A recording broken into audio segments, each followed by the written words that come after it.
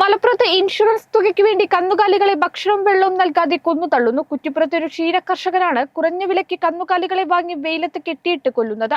ക്ഷീര കർഷകനായ അഹമ്മദ് കുട്ടിക്കെതിരെ കർഷകർ വ്യാപക പ്രതിഷേധവുമായി രംഗത്തെത്തിയിട്ടുണ്ട്. പലതവണ ഇത്തരത്തിൽ പശുക്കളെ മനഃപൂർവ്വം കൊലപ്പെടുത്തി ഇയാൾ ഇൻഷുറൻസ് തുക തട്ടിയെടുത്തതായി പറയപ്പെടുന്നു.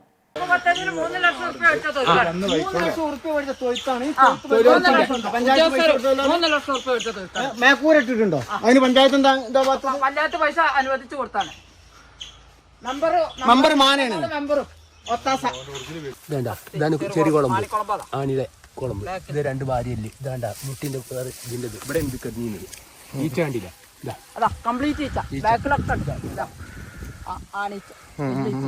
അതിന്റെ ബാക്കി കൊണ്ട് അപ്പൊ ഇങ്ങനത്തെ ഒരു ഗതി ഇനി ഒരാൾക്കും, അതായത് ഓനെ പോലെ ഇനി ഇതേമാതിരി പിന്തുടരുകയാണെങ്കിൽ അതായത് ഇത് അവസാനിച്ചേ മതിയാവും. ഇനി ഒരു രക്ഷയില്ല ഈ കാര്യത്തിൽ. ഇത്രയൊക്കെ പറയാനുള്ളൂ.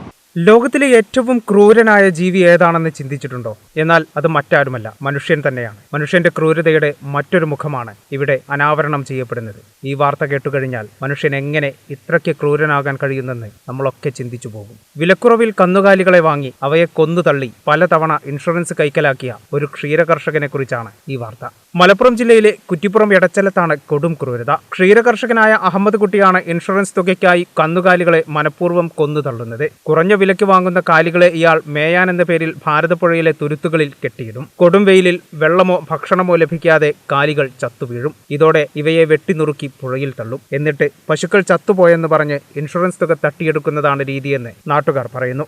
ഞങ്ങൾക്ക് പറയാനുള്ളത് എന്താ വെച്ചാൽ, ഇത് കുറേ കാലങ്ങളായിട്ട് ഇത് തുടങ്ങിയിട്ട്, പക്ഷെ ഞങ്ങൾ അതിനൊന്നും ഒരുമ്പിട്ടുണ്ടായിരുന്നില്ല.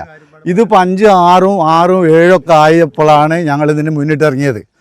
2-3 ദിവസമായി ഇവർ ഈ വെയിൽ കൊണ്ടിട്ട് ഇത് തിരഞ്ഞെടുക്കണ കാര്യങ്ങൾ അറിഞ്ഞതിൻ്റെ പേരിൽ ഇങ്ങനെ ഇത് ചെയ്യാൻ പാടുണ്ടാവും ഇല്ല. ഒരു മിണ്ടാ പ്രാണികളാണ് അവർ. നമുക്കൊക്കെ ഒരു തുള്ളി വെള്ളം ചോദിച്ചാൽ ആരെങ്കിലും തരും. ഇവർക്ക് ആര് കൊടുക്കും? ഇവിടുന്ന് വെള്ളം ഭക്ഷണം ആര് കൊടുക്കും? രാവിലെ കറക്കുക, ഉള്ളത് ഊറ്റുക, കെട്ടിയിട്ട് പോവുക, പിറ്റേ ദിവസം രാവിലെ വരിക. ഇതാണ് ഇവിടുത്തെ അനുഭവം. ഇതേമാതിരി ഒന്ന് പകലന്നൂരുണ്ട്. അതും അവിടുത്തെ ആൾക്കാർ കണ്ടുപിടിക്കട്ടെ. എനിക്ക് ഫോട്ടോ അയച്ചാൽ ഇതൊരു വ്യക്തിയാണ്. അതിനെ ഇവർ ഈ പശുക്കളെ കൊണ്ടുവരാ, വില കുറവിൽ പശുവിന് എടുക്കുക.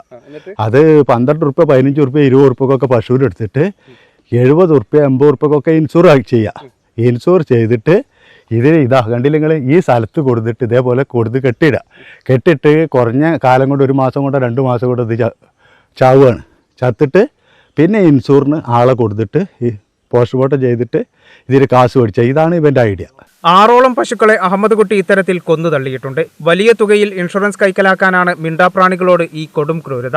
മൃഗഡോക്ടറുടെ ഒത്താശയോടെയാണ് ഈ ക്രൂരതയെന്നും ഇക്കാര്യം ചൂണ്ടിക്കാട്ടിയപ്പോൾ ക്ഷീരകർഷകർ ആവശ്യപ്പെട്ടാൽ പോസ്റ്റ്മോർട്ടം നടത്തിക്കൊടുക്കുകയല്ലാതെ മറ്റൊരു നിർവാഹവുമില്ലെന്നാണ് മൃഗഡോക്ടർ പറഞ്ഞതെന്നും പ്രതിഷേധവുമായെത്തിയ ക്ഷീരകർഷകർ പറയുന്നു. പണത്തിനു വേണ്ടി മിണ്ടാപ്രാണികളെ കൊല്ലാക്കൊല ചെയ്യുന്ന ഇയാൾക്കെതിരെ സംഘടിച്ചിരിക്കുകയാണ് ക്ഷീരകർഷക സംഘം. ഈ ക്രൂരപ്രവൃത്തി തടയണമെന്നും ഇയാൾക്കെതിരെ കർശന നടപടി സ്വീകരിക്കണമെന്നുമാണ് ക്ഷീരകർഷകരുടെ ആവശ്യം. കേരള വിഷൻ, കുറ്റിപ്പുറം.